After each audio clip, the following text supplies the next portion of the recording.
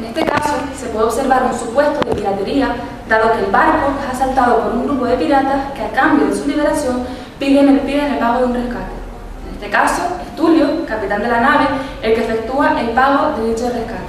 En el derecho romano, la piratería era considerado un supuesto de avería simple. La cuestión a determinar en este caso concreto, en este supuesto, es quién o quiénes tienen que contribuir al pago que se ha efectuado para salvar la nave y la mercancía. El derecho romano establece que deberán contribuir aquellos que hayan recibido un beneficio de dicho rescate, salvo los que hayan efectuado íntegramente el pago del rescate y los que hayan sufrido pérdidas fruto de la piratería. En este caso, Tulio, que es el capitán de la nave, es el que recibe un beneficio, que es la liberación de la nave, y tanto Gala como Sempronio y Julia, tanto Julia como Tiberio, cargadores en este caso, reciben un beneficio que es salvar su mercancía. Por tanto, todos ellos deberán contribuir. Mario, por el contrario, que es el Exercitor Navis, es el que ha prestado el dinero, el que ha efectuado el pago y no deberá contribuir al pago del rescate.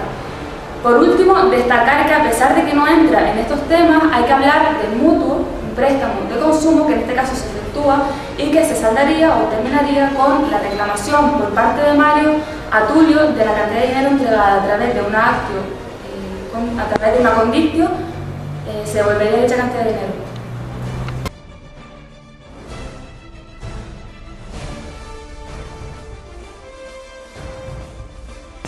Otro de los supuestos que no podemos encontrar en este caso es el tema del abordaje, en el cual se trata de la colisión entre dos naves, produciéndose daño tanto en estas como en las mercancías por ellas transportadas.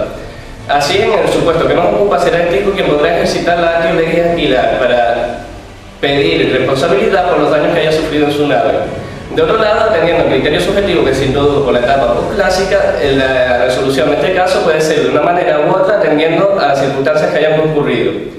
Así, si se ha producido por un caso fortuito, es decir, por un caso de fuerza mayor, cada uno de los dueños deberá reparar el daño que hayan sufrido en su nave, mientras que si se ha producido de manera culpable, es decir, por el comportamiento negligente de los marineros, prosperará la acción del Tico, debiendo el capitán de la nave resarcir los daños que haya sufrido el afectado.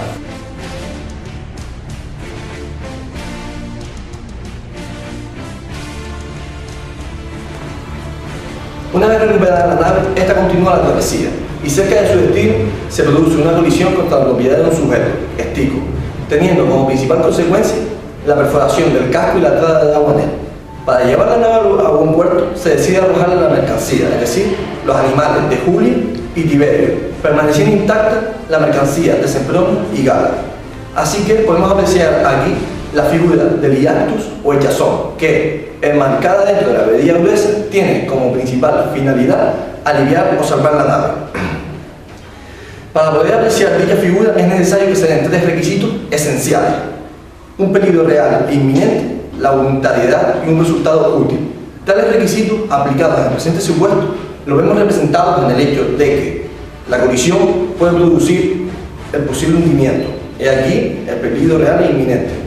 En el sentido de la voluntariedad, el capitán decide arrojar la mercancía más próxima a la borda, los animales de Julia y Tiberio, con la finalidad de obtener un resultado, que la nave llegue a buen puerto, representándose así, o viendo aquí representado, el resultado útil.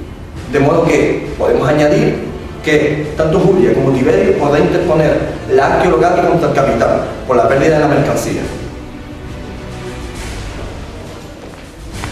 A su vez, Tulio, Magister Navis, podrá interponer la actio conducti contra el resto de cargadores, Sempronio y Gala, que han conseguido salvar sus mercancías para que se reparta el perjuicio de forma proporcional.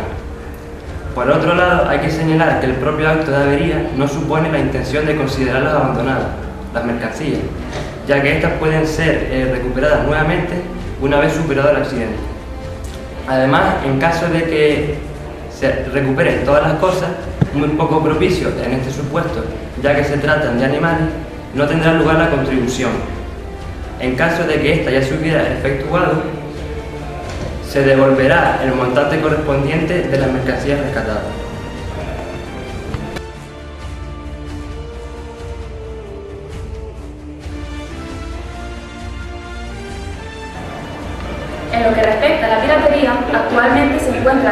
está dentro del artículo 101 del Convenio de las Naciones Unidas sobre el Derecho del Mar, y no podemos obviar que se trata de un asunto de plena actualidad, dado los múltiples asaltos que se están produciendo.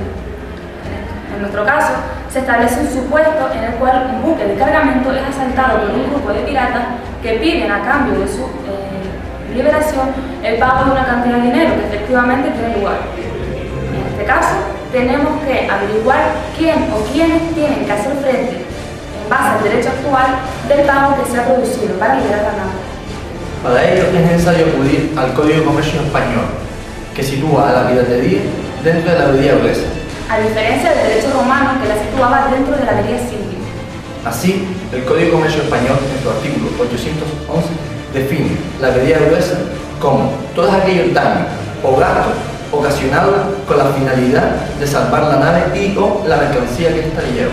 Asimismo, establece una lista en la cual figuran precisamente aquellos gastos que se hayan tenido que efectuar para salvar la nave de piratas, supuesto en el que actualmente estamos, estableciendo el artículo 812 que deberán contribuir todos aquellos que hayan recibido un beneficio al tiempo de producirse la avería.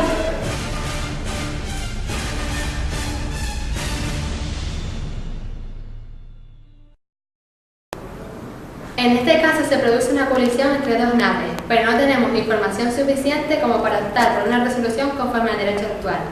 En primer lugar, debemos considerar la nacionalidad de las naves implicadas y, en segundo lugar, el lugar donde se produjo el mismo, para llegar a determinar la legislación aplicable.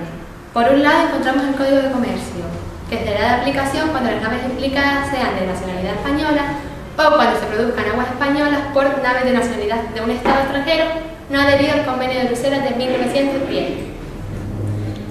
El Código de Comercio establece una responsabilidad subjetiva, en el que se establece lo siguiente: cuando cualquiera de los individuos incurriere en culpa o negligencia, responderá el naviero del buque abordador por los daños y perjuicios ocasionados.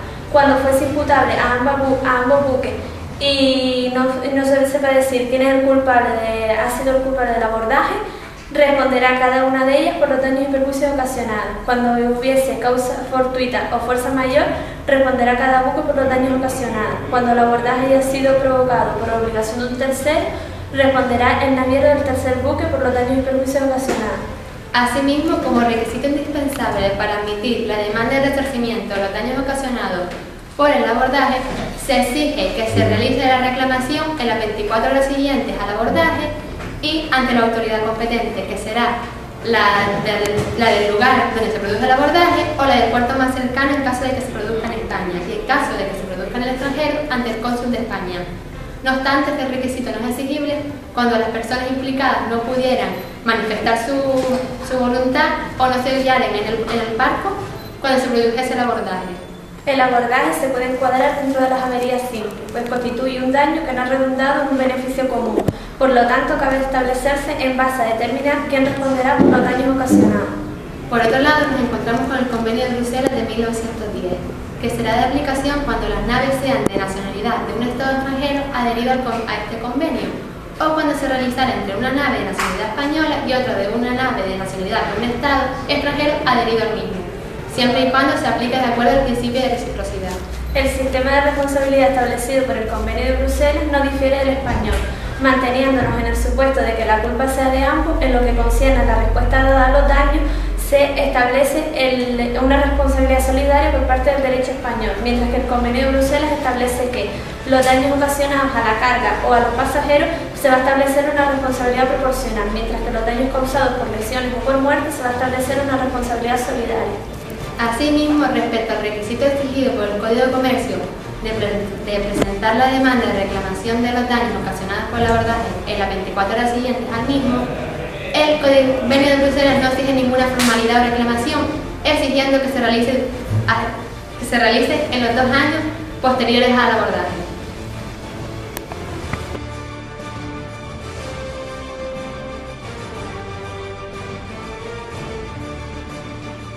Finalmente nos encontramos con un tercer supuesto, la hechazón.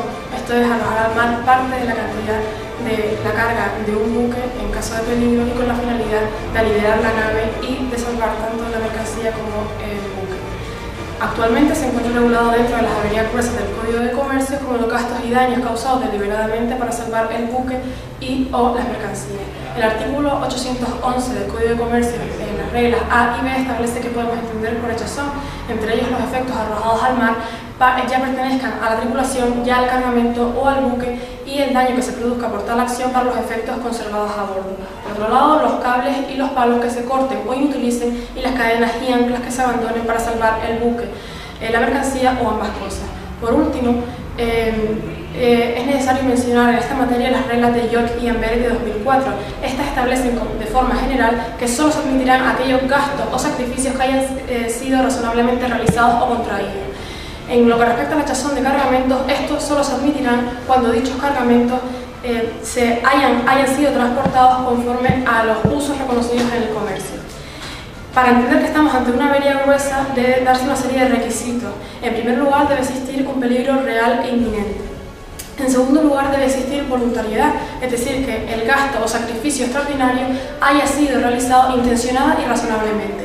Y por último, debe existir la finalidad de preservar de un peligro a los bienes comprometidos en una misma aventura marítima común. Asimismo, se entenderán admitidas en avería gruesa todos aquellos gastos, pérdidas o daños producidos como consecuencia directa del acto de avería gruesa. También cualquier daño añadido que se haya producido en sustitución de otro que podría haber sido admitido en avería gruesa, sin tener en cuenta la economía de otros intereses, si la hubiera, pero sin superar el importe previsto para el gasto de la avería gruesa que se ha evitado. Por otro lado, debemos tener en cuenta que no serán admitidos en avería gruesa todos aquellos daños o perjuicios que se produzcan como consecuencia de daños medioambientales o la fuga o vertido de sustancias contaminantes provenientes de los bienes comprometidos en la aventura marítima común. Debemos tener en cuenta que tampoco serán admitidos ninguno de los daños, perjuicios, pérdidas comerciales que se produzcan por el retraso en el transcurso del viaje o posteriormente, ni tampoco la pérdida indirecta.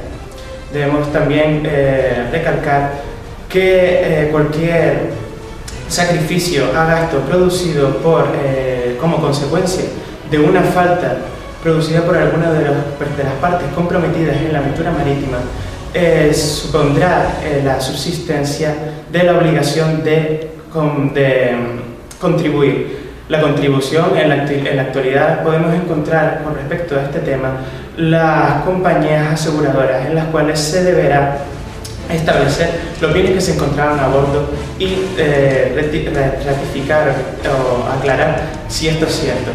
También con lo que respecta a la liquidación de la avería gruesa, no solo hay que tener en cuenta por una parte la pérdida, sino también hay que tener en cuenta la contribución. Siempre atendiendo en base a los valores del momento y lugar en el que concluye la aventura marítima.